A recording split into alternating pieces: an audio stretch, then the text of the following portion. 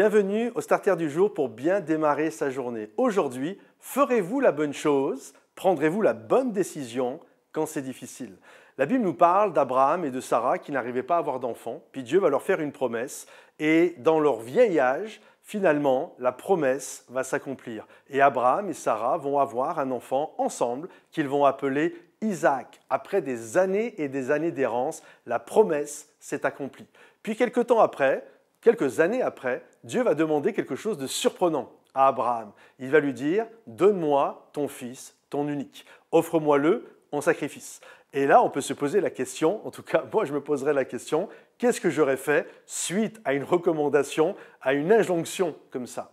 Et on voit qu'Abraham a fait confiance à Dieu et il est monté sur le mont Moridja pour apporter son enfant. Bien sûr, Dieu ne veut pas la mort de nos enfants, mais c'était un test pour voir si Abraham était capable de faire et de répondre à ce que Dieu lui demandait, même quand c'est difficile. Et Abraham a accompli le test. Bien sûr, Dieu a protégé Abraham et l'enfant, et Dieu va dire à Abraham, parce que tu m'as fait confiance, alors ta descendance sera plus nombreuse que les étoiles dans le ciel et encore plus nombreuse que le sable sur la terre. Et vraiment, le Seigneur l'a béni et encouragé. Et je crois parfois que Dieu nous fait passer un test et il regarde notre attitude. J'ai lu cette histoire qui m'a fait sourire il y a quelque temps, de cela en arrière. C'est un homme, ça s'est passé pendant la Deuxième Guerre mondiale, 1942, un Américain qui est en Floride et il va acheter un livre dans une librairie.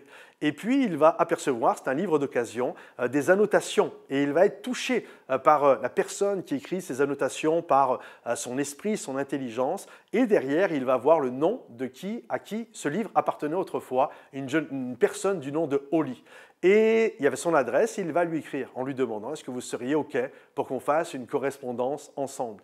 Et il va partir en Europe, c'est la guerre, et il part en Europe avec son régiment. Et là, il va recevoir une réponse d'une personne en disant « Oui, il n'y a pas de problème ». Et pendant 13 mois, ils vont avoir une relation épistolaire par lettre.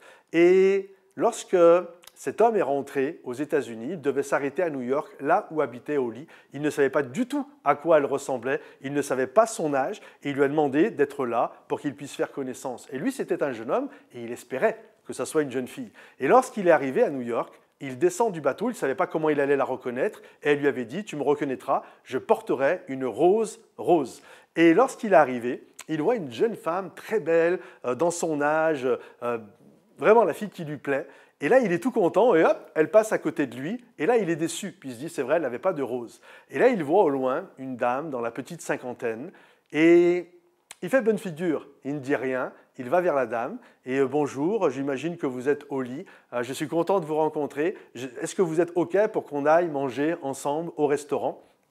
Dans sa tête, il s'est dit « C'est une belle personne, au moins je peux faire connaissance avec elle. » Et là, la dame l'a regardé et lui a dit ceci « Écoute, jeune homme, je ne sais pas ce qui se passe là, mais la jeune fille que vous venez de croiser m'a donné cette rose. Et elle m'a dit que si vous m'invitiez au restaurant, qu'elle vous attendait au café en face de la rue. » Voyez-vous, c'était un test. Et je crois qu'avec Dieu, parfois, il y a des tests. Que ferez-vous quand c'est difficile ? Si nous avons la bonne attitude, je crois toujours que Dieu nous attendra au café d'en face et qu'il y a plein de magnifiques choses qui nous attendent. Alors faites-lui confiance. Que Dieu vous bénisse, les amis. Pensez à liker la vidéo, partagez un maximum, mettez-nous des commentaires et pour plus de ressources, rendez-vous sur momentumsansfrontières.com. Que Dieu vous bénisse et à bientôt. Bye bye.